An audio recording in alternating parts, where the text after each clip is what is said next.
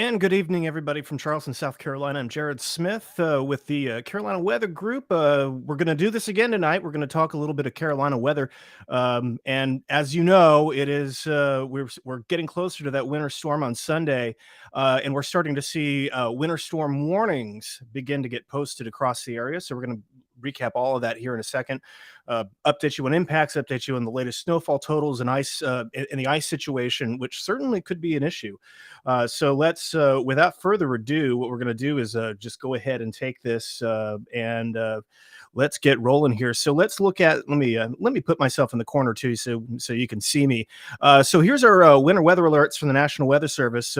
Winter storm warnings are now up for much of the Greenville, Spartanburg county warning area, which might not mean much to you, but that will include Charlotte, that includes Asheville, that includes Greenville, that includes areas even extending west into Tennessee. Further to the southeast is an ice storm warning, and that's going to go across into the Columbia area for Sunday. And then we have winter storm watches even further south, heading into a little bit more of the Midlands here, as well as into parts of eastern North Carolina, for the potential for some wraparound snow or maybe some mixing there as time goes on. So again, we have these winter weather alerts. They're going to start to see more of these advisories and stuff come up over the next couple days, and we're going to want to keep a close eye on that. Here is the Winter Storm Severity Index, and this is, again, we talked about this last night. We talked about this previously on the show before. This is a measure of basically what are the impacts, what are the expected impacts of the storm on an area. And so you can see we're expecting significant impacts to set up generally in the mountains there of North Carolina, in the Blue Ridge there, and that's going to cause and again, this is where we expect maybe the greatest risk of power outages and other disruptions. Moderate impacts in much of the rest of Western North Carolina, including the Charlotte metro area, and as well as we get into Greenville, and then limited impacts further south into roughly the Midlands of South Carolina, into the coastal plain almost of North Carolina. So again, this is going to be a pretty widespread event. For a lot of people are going to see some winter weather, but increasingly, there's going to be people who are going to be kind of left out of it, which might be for the best, considering considering some of that. So let's talk about. We're going to do South Carolina first, and then we'll go up to North Carolina. So here is the expected snowfall from the Weather Service here, and you can see much of South Carolina is going to not see any snow. The snow risk is going to be generally Anderson, Greenville, Spartanburg, up into Rock Hill, and then the best risk getting into the Blue Ridge of South Carolina. And you'll be able to see the expected increase it's a very sharp gradient across the Greenville Spartanburg metro, going from maybe an inch of snow to potentially 6 to 8, not too far away. So that'll be something that we're going to want to watch very closely up in South Carolina. But for South Carolina, the big story is going to be ice. And it looks like that we are headed to a pretty decent ice storm. These totals are down a little bit from what we were seeing in yesterday's forecast. Again, there's going to be adjustments as we go. We mentioned this last night, and we're seeing those adjustments play out now. But for South Carolina, you can see areas around Rock Hill, a quarter inch or higher of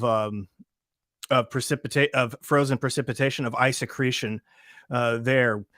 Anything beyond, anything about 0.2 of an inch or more of ice is going to cause problems. And when that gets combined with some gusty winds, we could see numerous power outages. Rock Hill, Lawrence, Lancaster, generally the north side of South Carolina, adjacent to Charlotte. And we're going to go into a lot of North Carolina here in a few minutes as well.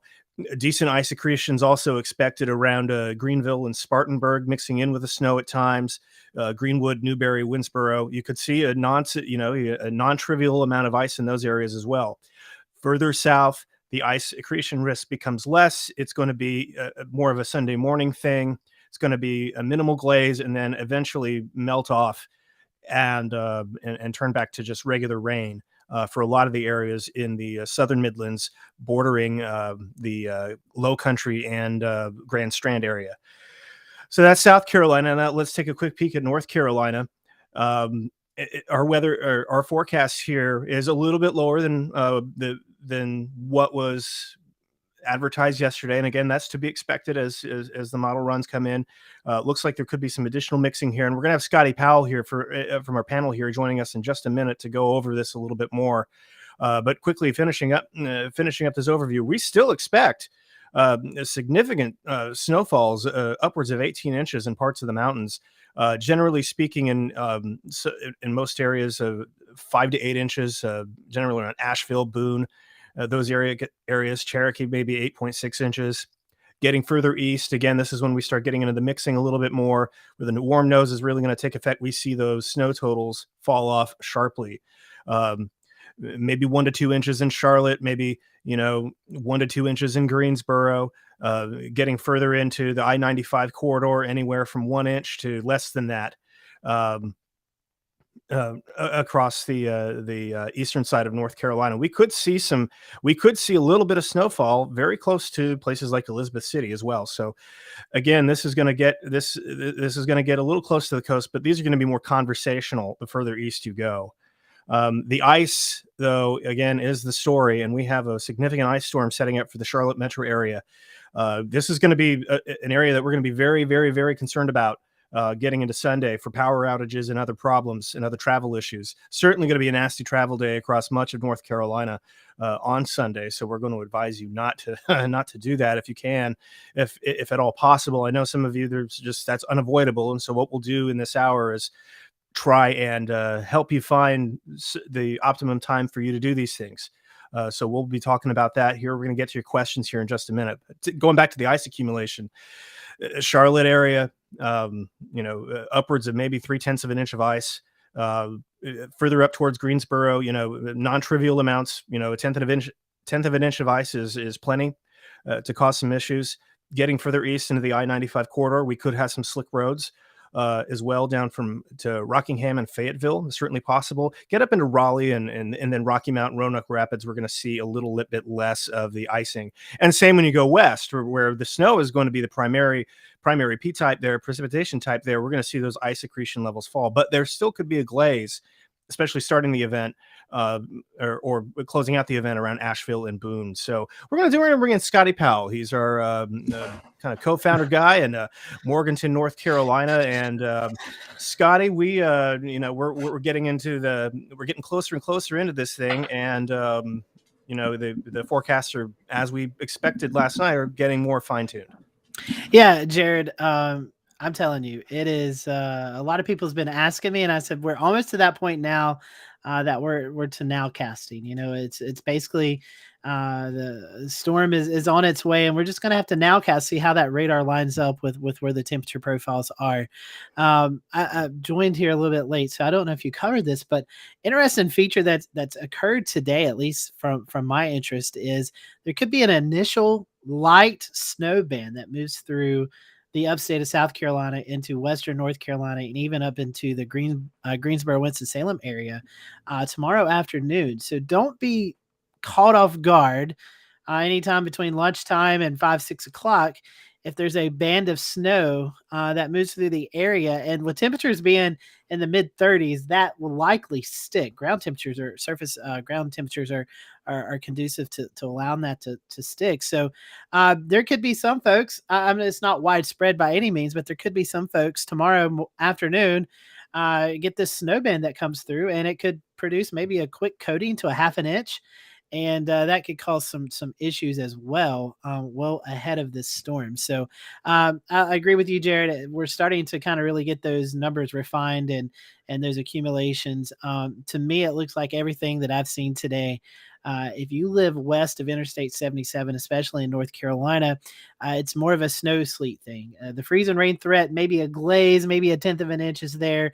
But if you live west of 77, the foothills, the mountains, I think it's more of a snow sleet threat. If you live along 77 south and east, so the Charlotte metro into Columbia, South Carolina, and off to your east towards Raleigh, that's, Jared, where it looks like the big ice threat's going to be. And I know the ice accumulation totals have come down a little bit, but they're still scary. I mean, Still plenty. they're scary. Yeah, it's still a lot of ice to be able to knock power out. And I told you to remind me of this, but I'm thinking of it now. Yeah, I was coming home from dinner tonight from Hickory back to Morganton, and a convoy of electrical workers, power companies coming in from out of state. There was a post somewhere, I believe, in the Greensboro, Winston-Salem area, where there's like a hub of power folks from out of the state that are here, ready to be deployed if and when power goes out from those high ice totals. So folks are getting ready. There's been a lot of DOT work done today in throughout North Carolina. A lot of roads being brine pre-treated and things like that. So everybody's game on. We're expecting to see that this event play out starting late tomorrow through Sunday. Yeah, and and Scotty, another thing to note too is that we're already starting to see some signs of pre-treatment on the roads. Dylan Hudler wrote in to us a little while ago, and he confirmed that roads in the Triad have already got brine on them, so they're ready to go. I suspect this is not going to be the only area where we're going to see a lot of pre-treatment of roads ahead of this storm.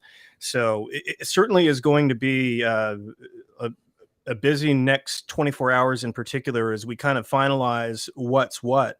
Scott, if you don't mind, I'm going to take the future cast full here, and I want to go through. What I want to do is kind of go through an expected timeline, kind of what we can expect. And the other thing too is that we're getting a new NAM run in right now, and the NAM is kind of been in these situations is somewhat favored for the way that it handles. Temperatures, especially with the wedge that we're going to be setting in. So without further ado, yeah, let's go through it. I'm just going to switch this over to the thumbnails a little bit. So Scotty, jump in anytime. Yeah.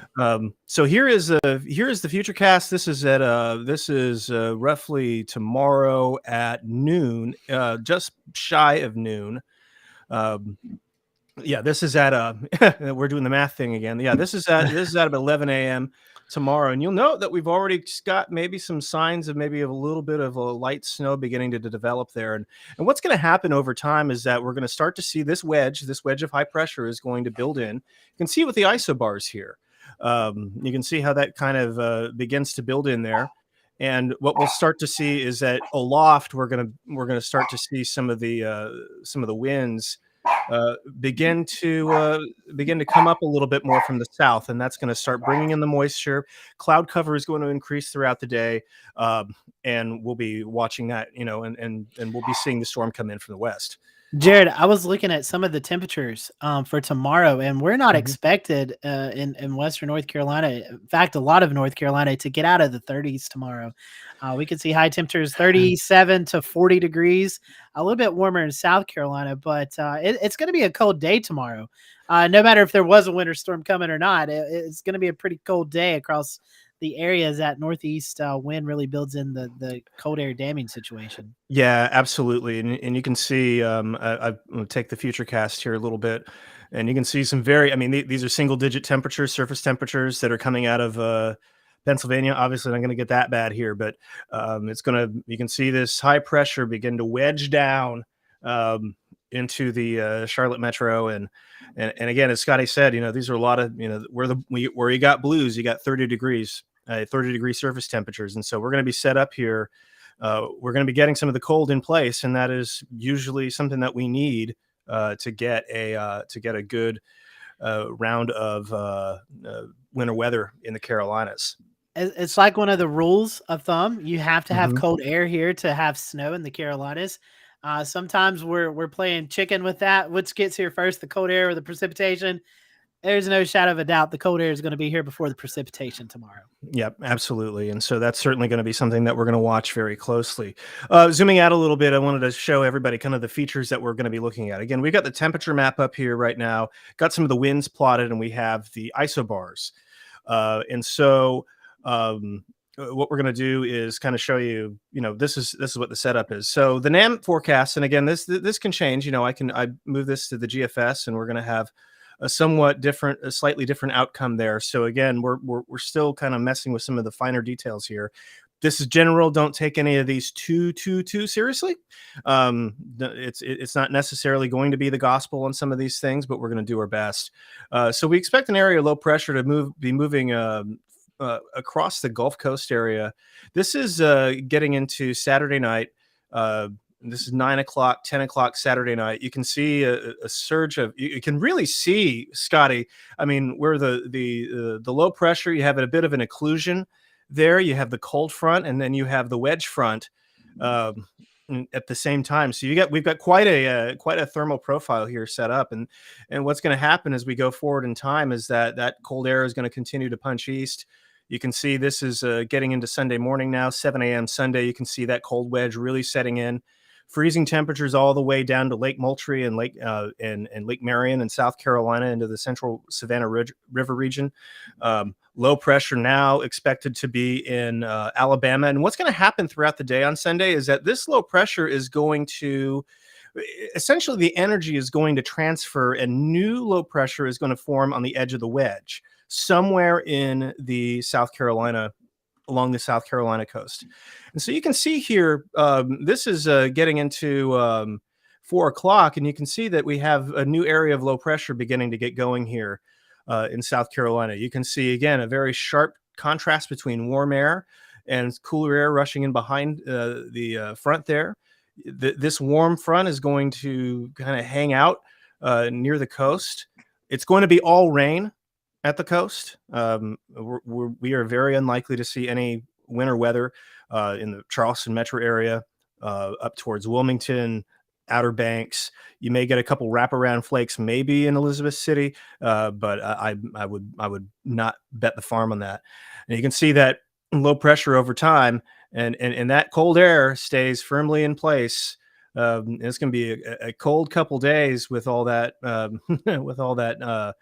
winter precip down. So the radar is a mess. I think that's the first thing to note here is this turns into a giant mess. And you can see as we get into 7 a.m. Sunday, a big area of freezing rain and red, ice pellets, sleet mixing in a little further north, and then you have the snow. And this model with this P-type algorithm seems to think that we're going to start off the day in Charlotte with snow and end it with freezing rain. So going to be interesting. I think I like that. I think there's going to be a short period of time for the Charlotte area, Greenville, South Carolina area to see a little bit of snow, and then it changes. It goes through the entire winter weather precip bag. I mean, you go snow, sleet, then freezing rain. So yeah, it's gonna be. We've been calling it the smorgasbord of winter weather, and that certainly is going to be the case.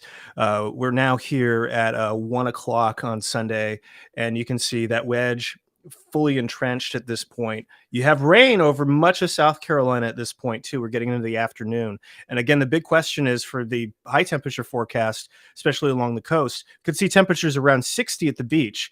Go 10 miles inland, and it could drop to maybe 50 or lower.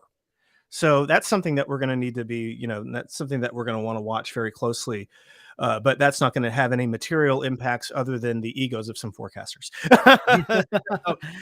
So beyond that, and then getting into later in the afternoon, what we start to see is a bit of a dry slot begin to punch in from the south.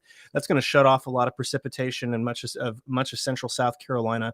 And you can see squall line right there. Good looking squall line. Yeah, pretty good looking squall line begins to develop. And this squall line could move up through eastern North Carolina. And I would say that if I were a betting man, if there was going to be any risk of severe weather from this, it's going to be in eastern North Carolina.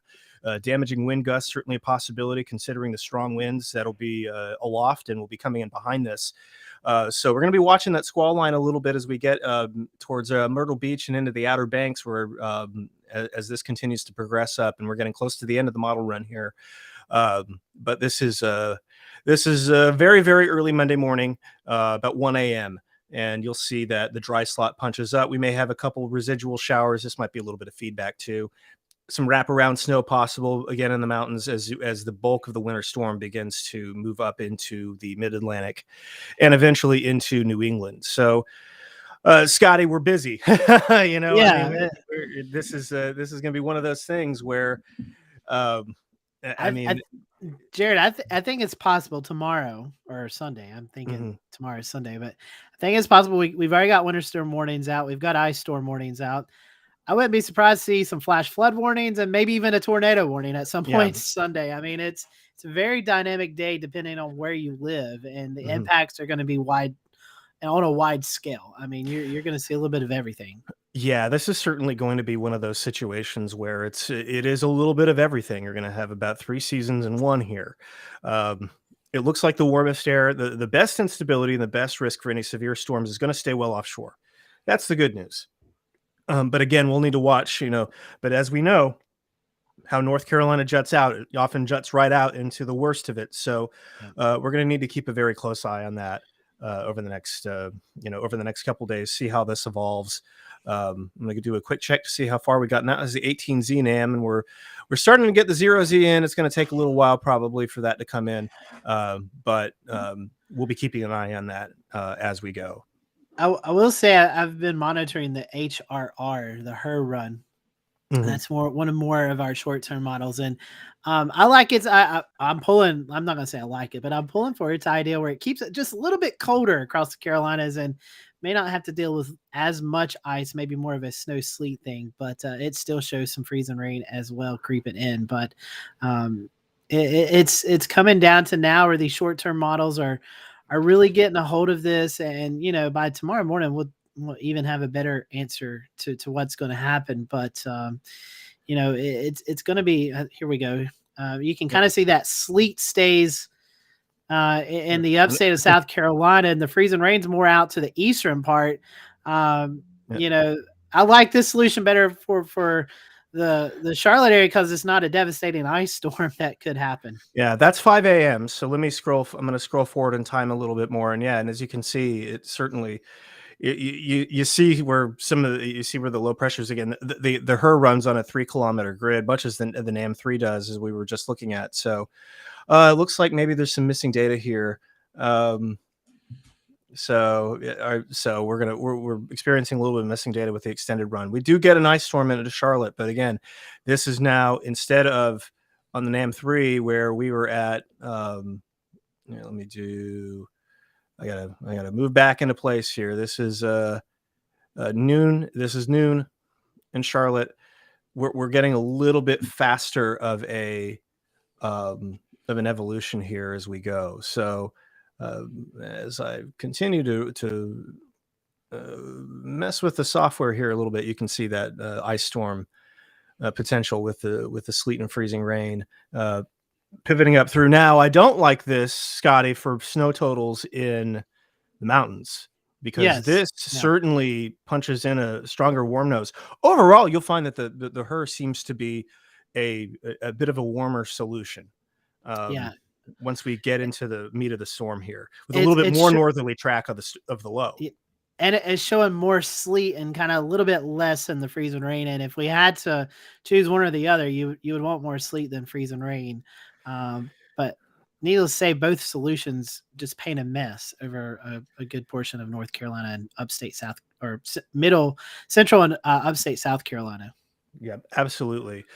So we got some viewer questions, Scotty, and I Yeah. figured let's go ahead and let's go ahead and start getting into some of those a little bit, and again, thank you all for watching. Please be sure to like and subscribe and share this out. We're going to be here. I'm going to try and have us here through about 10:15 tonight. So I'm aiming to wrap this up by 10:15. So we got a little bit of time, and we're going to get some questions answered for you. So we're going to start with Maurice Bryan on YouTube. He's asking about winter weather in Colombia. And so Colombia, again, as we were looking at the models earlier, kind of a mix, kind of a smorgasbord, probably more in the sleet and maybe in the freezing rain category for a brief period where you have a winter storm watch in effect. But ultimately, it does appear that it is going to be mostly a freezing rain and then turning to rain event in Colombia.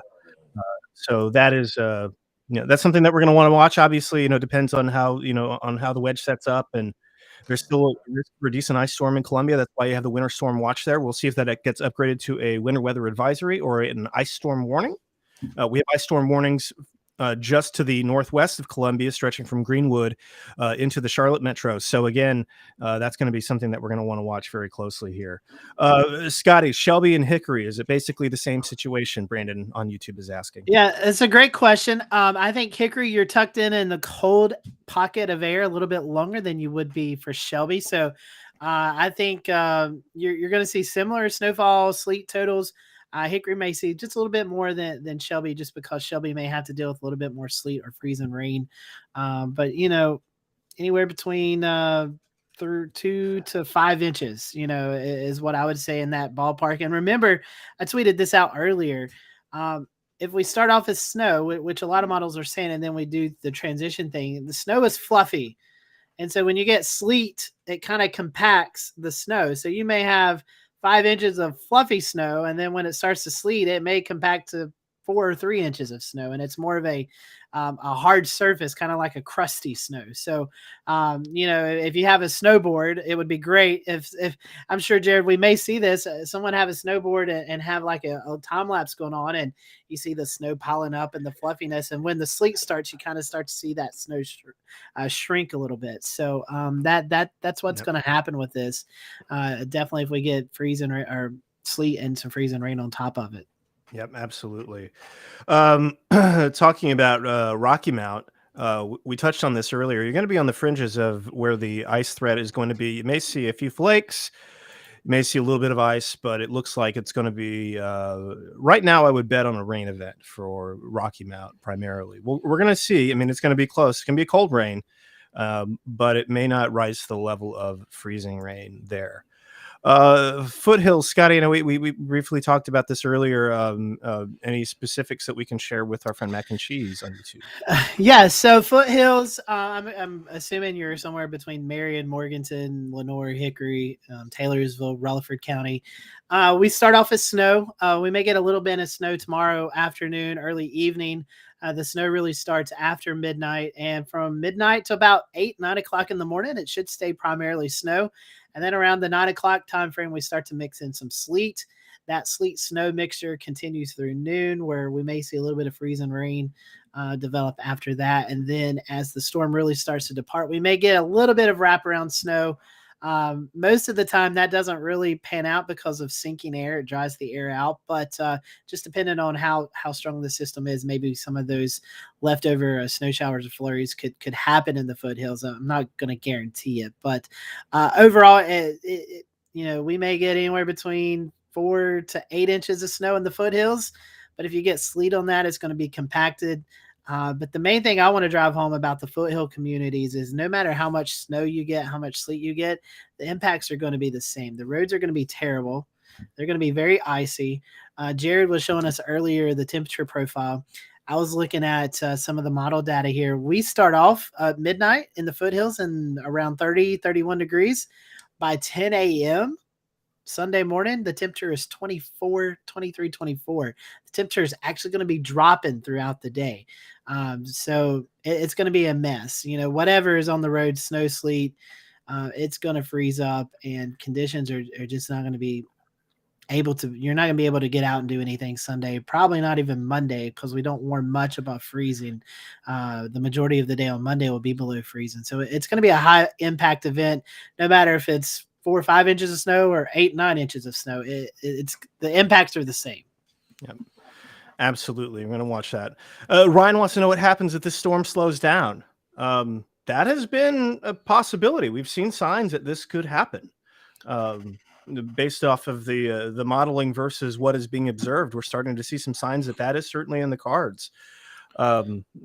Scotty, I think it's going to be most impactful up in North Carolina, in your neck of the woods. Yeah, I mean, if it slows down, I theoretically could see maybe a little bit more snow, sleet than freezing rain in some areas. I still don't think the impacts are going to be much different, Jared, from it's going to be bad traveling. I mean, if you have any plans on Sunday, I don't think it's going to happen.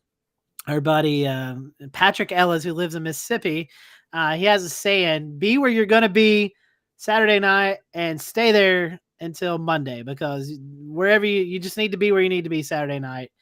because Sunday and most of the part Monday, you're not going to be able to do much because the roads are going to be in such bad shape. So if it slows down, it may bring us a little bit colder air, maybe a little bit more snow or sleet, but the impacts are going to be the same.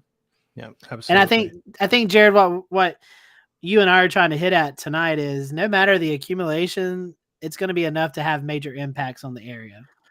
Yeah, absolutely. Unless you're in that zone where it's going to be like a light glaze and elevated surfaces, and then it turns to rain, which is generally kind of the southern Midlands of South Carolina, and maybe closer to the eastern side of the Piedmont, getting close to the coastal plain of North Carolina, and that I-90 in parts of that I-95 corridor. There's going to be travel impacts for sure, and we want to watch that closely.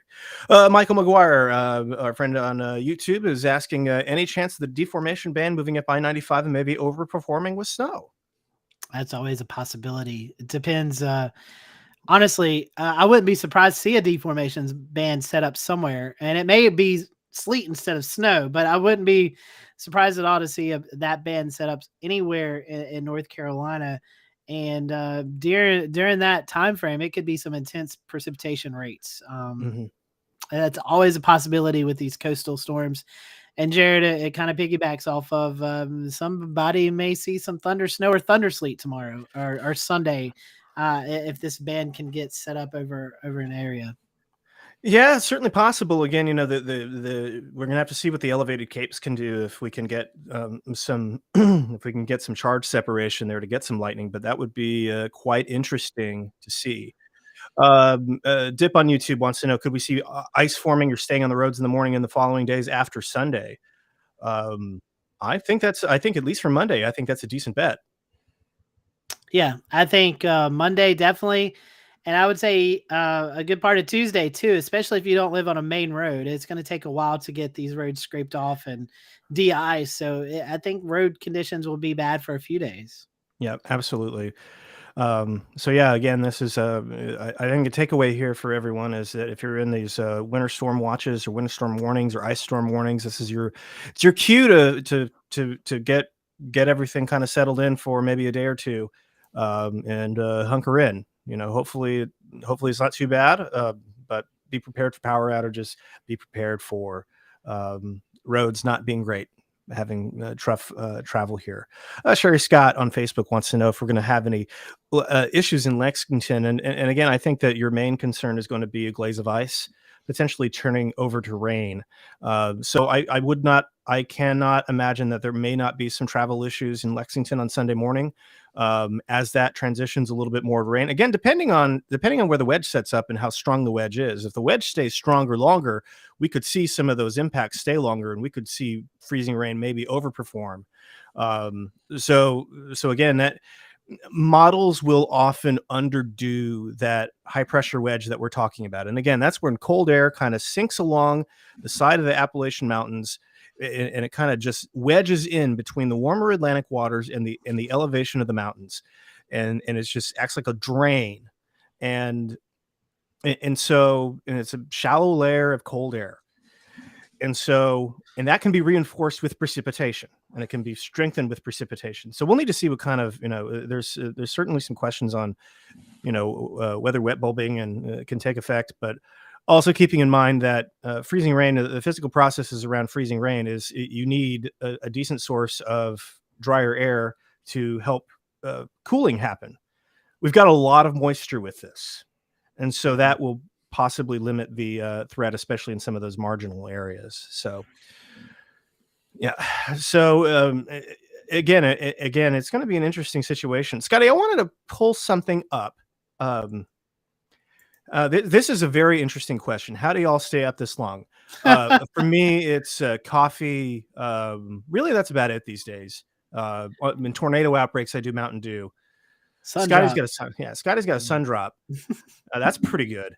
Yeah. So I think so that's how we do it. That's how we try to do it anyway. Adrenaline. Yeah. Honestly, that's a lot of it.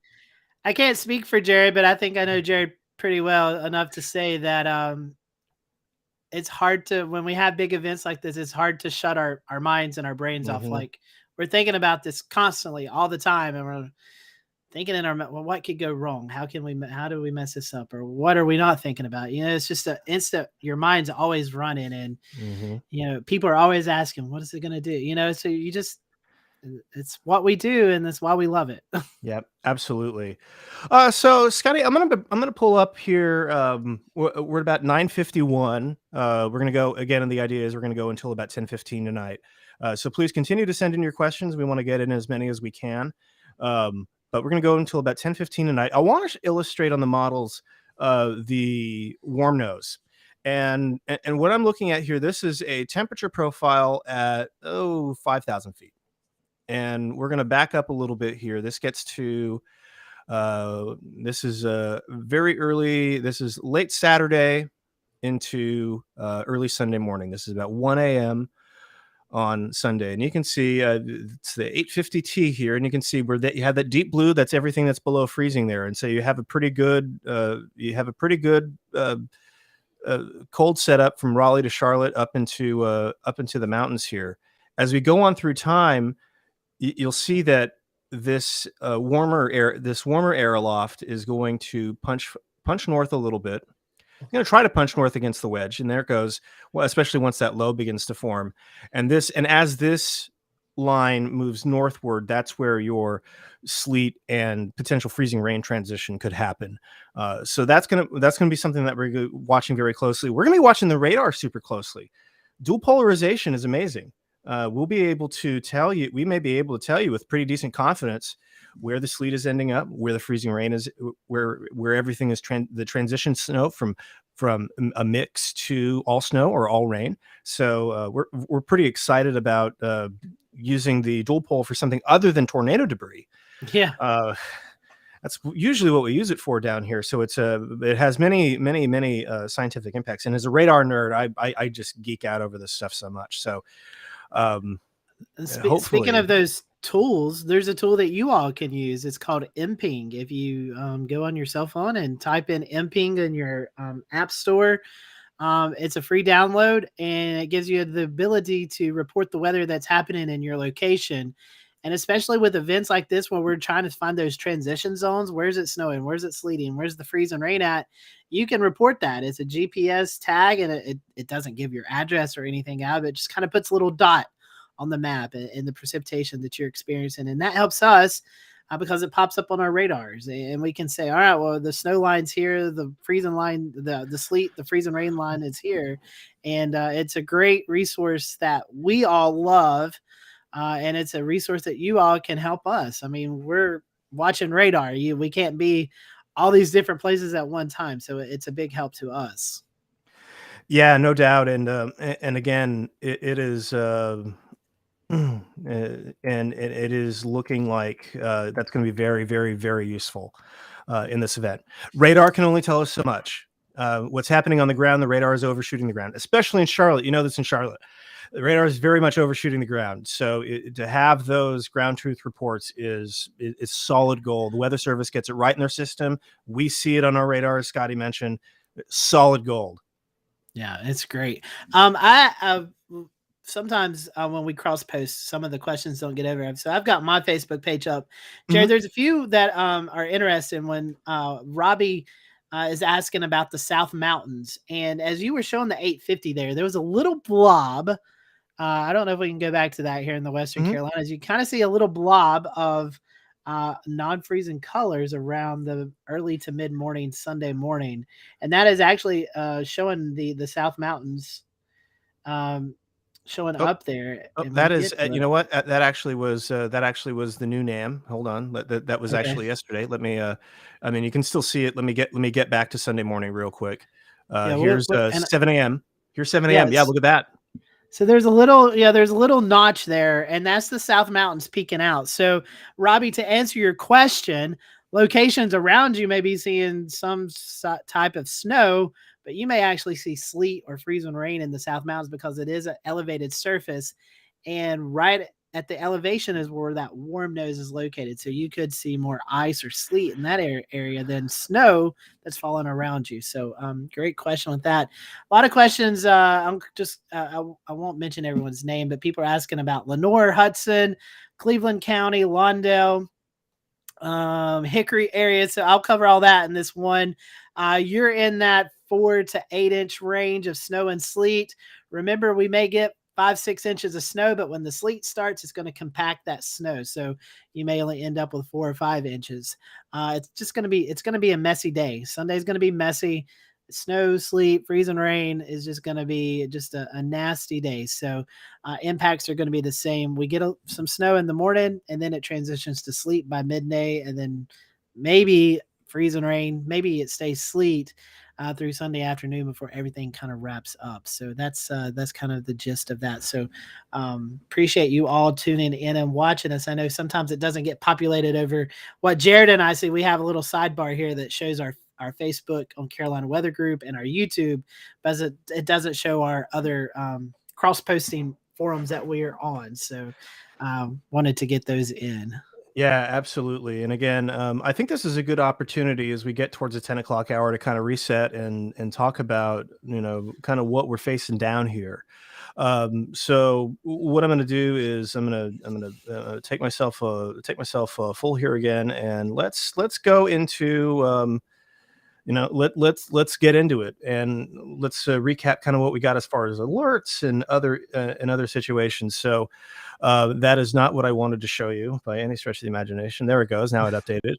All right, cool. So so what we're gonna do is let me just mess with some of the graphics here real quick. Sorry about that, folks. So winter weather alerts. Again, we have a winter storm warning up into the mountains here. It includes the Charlotte metro area, includes Greenville, Spartanburg, in those locations. We have an ice storm warning further to the south. This is where the highest probability of a significant, primarily icing event is expected, and this includes places like Lancaster, Rock Hill, getting over into Newberry, Greenwood, and those areas. And then we have winter storm watches for Columbia, up into Florence, up into the eastern North Carolina along I-95, Rocky Mount, Wilson, those locations. Winter storm watches are in effect. And again, we're going to need to we're going to need to see. We're going to need to see what happens with that. We're going to see these get upgraded potentially to advisories or warnings, depending on the severity here. So something that we're going to keep a very close eye on. Hey, can we talk about that for a second, Jared? Just know the winter storm watch is the base. It's like the foundation of your home.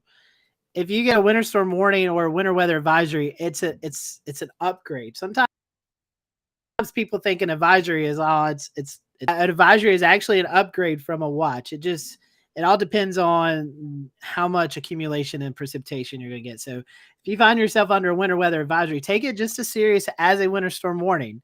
You may not see as much snow, but you're still going to see enough snow or sleet or ice to make impact. So take that advisory with some seriousness, because I know in years past, a lot of people's like, oh, it's a winter weather advisory, nothing's going to happen. And then they're out on the road and they hit an icy spot and it doesn't turn out too well for them. So do remember that an advisory is just as important as a warning. So yes, absolutely. We got to, it may not be warning criteria is typically a very, very, very high impact event, but an advisory is nothing to slouch at. You can certainly have impacts and you're certainly going to have problems.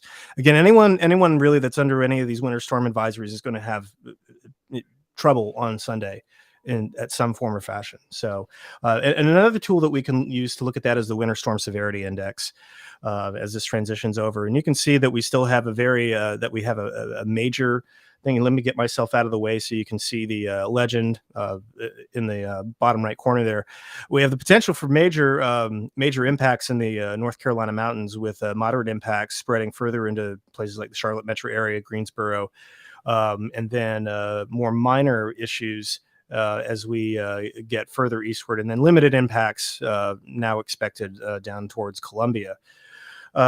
Scotty, that we had a couple areas of extreme last night. It looks like that is ratcheted down just slightly, but still, this is a pretty significant winter storm severity index, and this is something that we're going to want to watch very closely. Yeah, those red areas are definitely some high impact, and so are the orange. So the red and the orange that you see, if you find yourself in those locations, those are the top end of the impact scale, and that just means that there's conditions that are going to be pretty bad. I mean, just just pretty bad. You don't want to be outside and call out on the roads or anything like that. So that's highlighting the upstate South Carolina, and looks, yeah, I just heard a alarm in the background here. That's highlighting the upstate South Carolina mountains over into western North Carolina.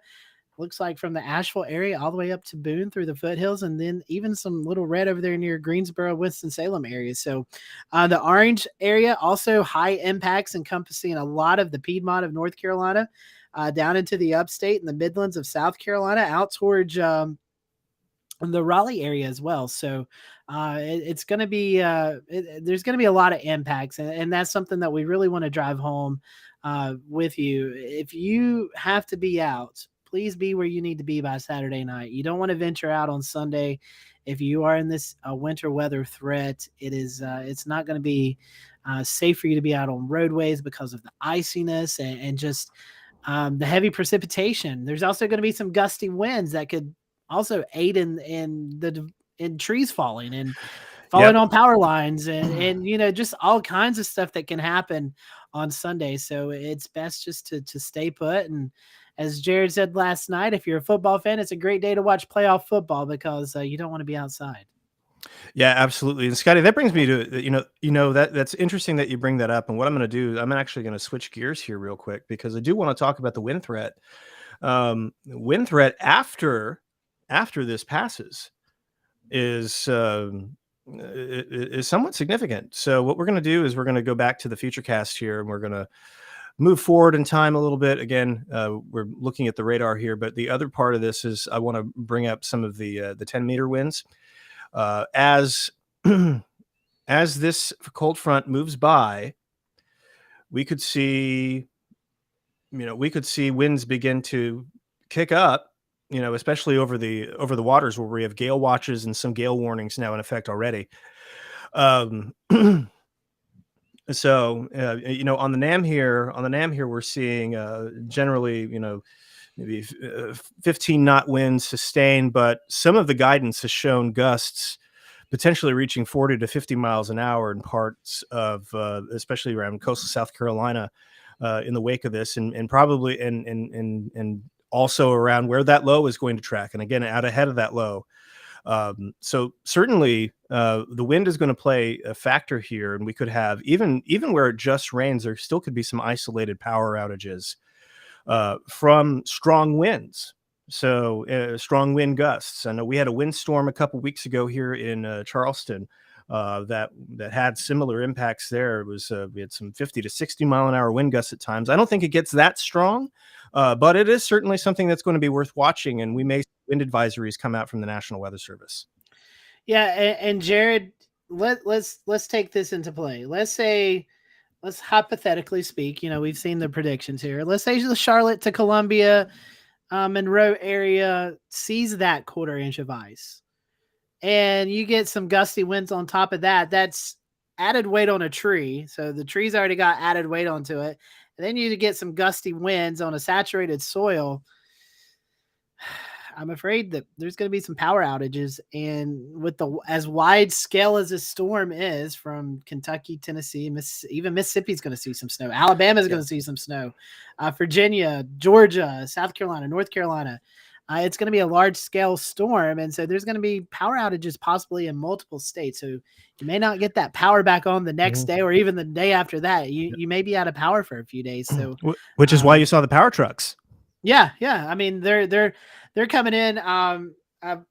We're friends with Damon Lane at KOCO, and he had posted that there's a group from Oklahoma that is coming to set up base in, I think, Columbia, South Carolina, to be dispersed if they need to help restore the power. Yeah. So there's a lot of states that are sending in assets, just as we do when other states need our assets. We North South Carolina the same way. Everybody helps everybody out. So just be prepared for that. Yep, absolutely. And I'll also say that staying off the roads at the height of the storm is going to be awesome to help your first responders. The best thing that you can do for your first responders is not give them a reason to come out into the elements. So fire police and everything like that, something to think about as well. Limit your travel unless it's absolutely necessary on Sunday. And I know for some of you it is, absolutely necessary. So again, we're going to be playing this hour by hour. We're going to be keeping an eye on this. So again, we'll be with you through it as time goes on. Scotty, I want to get back to let's quickly before we sign off here in about 10 minutes. I want to go over the snow and ice forecasts once more for let's do that. South Carolina and North Carolina. So I'm going to go ahead and take my screen here and go over to the graphics package, and eventually it will update to something, I think. This has not been working the way that I am used to, but anyway, it's fine. It's all good. So let's talk about South Carolina first in the snowfall. Again, Scotty, we're seeing snowfall amounts primarily at this point in the I-85 corridor. A little, loosely speaking, I-85 to I-77, roughly north of a line of around Anderson to Lawrence to Rock Hill, primarily is where the snow threat is going to be. Again, look at that gradient across the upstate. I mean, that's Greenville County. You go from the very southern tip of Greenville County, where nothing may fall, all the way up to the northern part of Greenville County, where was that about 6 or 8 inches could fall? Yeah. And again, I think that does a nice job of it really does a nice job of demonstrating exactly just how difficult the details are going to be with this forecast. It's going to be difficult. I mean, it is. And sorry, South Carolina friends, we know you've been really wanting some snow. I think the good thing to say is the pattern is still ripe after this, that we may see another event or two. There's the possibility. I like the pattern after this event. So if this one doesn't give you snow, maybe we can get another one. Yep. Yeah. I mean, the pattern certainly is favorable, and, let's not count anything out. I think that, we very well could look at that in the near future. It could be something that could happen. So we'll watch that closely. Unfortunately for South Carolina, ice is going to be the concern. Again, we have a potential for a very significant ice storm from Greenwood to Lawrence to Rock Hill, very near Spartanburg. Looks like we're going to get some freezing rain on top of snow mixing in around Greenville. So certainly ice accumulation is going to be a significant issue. We could have problems as far south as Columbia.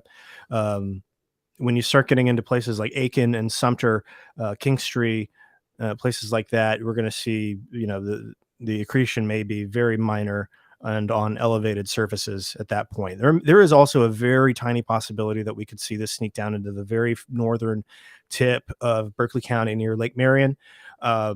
That is very unlikely, but it is possible that we could see some brief freezing rain Sunday morning before a changeover to all rain. So again, if you're in this red area, Lawrence, Rock Hill, Spartanburg, almost, up towards into the Charlotte metro, and we're going to show you that in a minute. You're going to be in. It's going to be tough. You're going to have a rough day with power outages probably, and it's going to be very difficult to get around. So. And Jared, rule of thumb, what we like to say is if it's a 1/10 of an inch or more of ice, that's when we start to see some slick roads, slick highways, things like that. When you get to that 2/10, 1/4 inch of ice and more, that's when we start to see trees and power lines and things like that really start to become a concern. So if you find yourself in that orange or that red area, that's concerning for the possibility of some slick travel and even power outages. Yep. All right. So let's go to North Carolina. Let's talk snow. And we got a lot of snow that's going to potentially fall again. And again, this is a little bit lower than what we saw last night, but a good risk of snowfall into the mountains there, from Boone to Cherokee and to Asheville, upwards of maybe even 13 to 18 inches in some spots. Scotty, your thoughts on the snowfall threat across North Carolina is certainly much better here than it is in South Carolina. It is. Yeah. I think if you find yourself anywhere along and west of Interstate 77, so if you draw a line from Charlotte to Statesville up to the Mount Airy area and west towards the mountains, that's where you're going to see your best chance for snowfall and sleet. Some of it could be some heavy accumulations. You can see there in the Hickory area over towards Boone and Asheville, anywhere between 6 to 8, 12 inches of snow. I think the winter storm warning for the foothills is 6 to 12. And I think for the mountains, it's like 8 to 14 or something like that. I can't remember the exact verbiage in the winter storm warning, but it was something similar to that. So that's where you're going to see your snowfall. That's where you're going to see the cold air hang on the longest, at least the loft. But even 2-3 inches in the Charlotte area, that's pretty big snow. That's big snow for anyone in North Carolina. So it's going to really cause some issues. Even Greensboro back towards Raleigh, you could pick up anywhere between 1 to 3 inches, according to this snowfall accumulation, which is a lot more than what you've seen in years, the last couple of years. So a good, at least a decent snow. But if you find yourself east of 77, you may get that burst of snow, but a lot of it could be washed away with the freezing rain and things like that. So you might want to get out early and enjoy it. Yeah, and again, this is going to start to snow and then change over. So something to keep in mind as well. When the snow ends, that's probably going to be it for the vast majority of you, unless there might be a little bit of wraparound moisture. There's been some signals that could be a thing as well. Scotty, let's talk ice in North Carolina. And again, that's South Carolina. That's wrong one. Wrong Carolina. All right, North Carolina. So again, we have that red ice area, the accumulation over a quarter inch, Charlotte, Albemarle, Lake Norman, those areas, certainly a great concern for a significant ice storm in the Charlotte metro area. Yeah, there's no way to slice it here. This is scary looking, not to scare you all, but just looking at the numbers, it's scary looking because we know the impacts that it could create, and that's down trees and power lines and some very treacherous roadways. That's 0.3 of an inch there in the Charlotte to Concord to Shelby area, Albemarle, and then I think that 0.2 of an inch is right there in Asheboro, a 1/4 of an inch there between Winston-Salem and Greensboro. So that's kind of that hot spot where we're going to see the really significant ice build up there. And I would, if you find yourself in the red and the orange shaded area on this map, and that's basically the Piedmont and central North Carolina, you need to make those preparations tomorrow. You still have a day to do this. Make those preparations tomorrow. What do I need to do if the power is going to go out? Do I have a way to safely stay warm? We hear all kinds of stories, Jared, of people doing things that are not safe to stay warm. So you need to make sure you have a safe way to stay warm. You need to make sure that you have your medication. The drugstores and things like that will probably not be open Sunday. If there's no power, they won't be open at all Monday or Tuesday. So you need to make sure you have that way. You want to make sure your cell phones are charged up, just making all those precautions just in case the power was to be out for several days. If there is one good thing about the timing of this, Scotty, is that Monday is a federal holiday. Monday is Martin Luther King Day. And so the timing of this could help reduce some disruption to day-to-day life. You're not going to miss school. You're not going to miss, certain places are not going to be open, which could be a bad thing too. So again, banks are not open on Monday. So make sure if you need to get cash in case, they have a power outage or something like that, something to think about. But might want to hit the ATM up tomorrow, because if there's no power, that ATM is not going to be able to work. So. Yeah, and I think the other thing, but I also think that the other thing that we should keep in mind is that with the reinforcements moving in from Oklahoma places, I think that power outages are probably not going to be too long of an issue. But you could be out of power for a little while, so be prepared for the worst and hope for the best. Maybe it'll just stay on the whole time, and if that can happen, you're in a really good spot. So. We're about at 10:15, so we're gonna go get some closing thoughts here. Scotty, from your end, anything else you want to close out with before we? Yeah, I think just be prepared. This is a pretty significant winter storm. We talked about this last night, Jared, when we do our regular Carolina Weather Group show in December with Jim Cantori, which is going to be in Asheville this week, covering the event. I'm sure this is an event we're going to talk about. So it's going to be pretty significant here in the foothills, the mountains, the western Piedmont, snow, sleet, ice, central North Carolina, down to the Midlands of South Carolina, upstate South Carolina. You're going to see a lot of sleet and ice. And where Jared's at on the coastal plain, you can see some gusty winds, some flooding tidal flood. I don't even know if we've talked about the tidal aspect yet. The tidal aspect, yeah, I mean it's going to be very dependent on wind shifts and coordination with high tide. Right now, minor flooding appears possible in Charleston Harbor.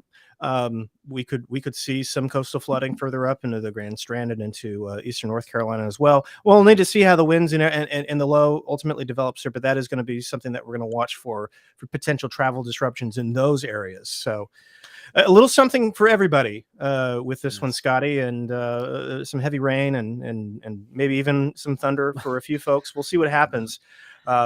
It's certainly going to be a potent system. It's going to affect a lot of people, and so what we're going to do here at the Carolina Weather Group is keep you informed. We're going to watch Carolina Weather Net. We're probably going to replay this on the Carolina Weather Net here soon. If you replay this, just hit and play on YouTube or anywhere you want to go. Please hit that like and subscribe button so you know when we go on. Turn on your notifications for us so you'll know when we do another live show. I expect that we're going to be back right here again tomorrow and for a good bit of the day on Sunday. So again, folks in the Carolinas, thank you so much for joining us. Thank you all so much for your questions and for your trust.